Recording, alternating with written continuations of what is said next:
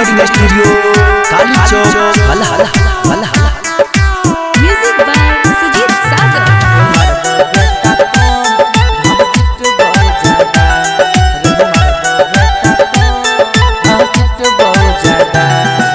रखे मुँह बंद रखे मुँह बंद अपनिया में छो फायदा रे मरबो बेटा को घसीट बहु ज्यादा रे मरबो बेटा को घसीट बहु ज्यादा रखे मुँह बंद अपन रखे मुँह बंद अपनिया में छो फायदा रे मरबो बेटा कम घसीट बहु ज्यादा रे मरबो बेटा कम घसीट बहु ज्यादा बीच पर घसीट चित को करे बेटा रे मरबो बेटा कम घसीट बहु ज्यादा रे मरबो बेटा कम घसीट बहु ज्यादा रे मरबो बेटा कम घसीट बहु ज्यादा जकरा पकूदै छी देतौ नहीं काम रे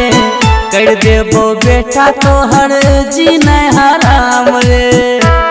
बेटा नहीं फरफरा जादा जी नहीं हराम रे जकरा पकूदै छी देतौ नहीं काम रे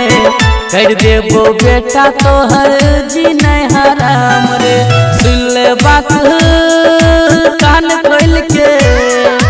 सुन ले बात कान खोल के यह में छो फायदा रे मरबो बेटा कम घसीट बहु ज्यादा रे मरबो बेटा कम घसीट बहु ज्यादा घसीट बहु ज्यादा रे मरबो बेटा कम घसीट बहु ज्यादा रे मरबो बेटा कम घसीट बहु ज्यादा रे मरबो बेटा कम घसीट बहु ज्यादा नजर में हमरा तू छही कैद रे कर देबो छाती में 76 गो छेद रे बेटा 76 गो छेद रे नजर में हमरा तू छही कैद रे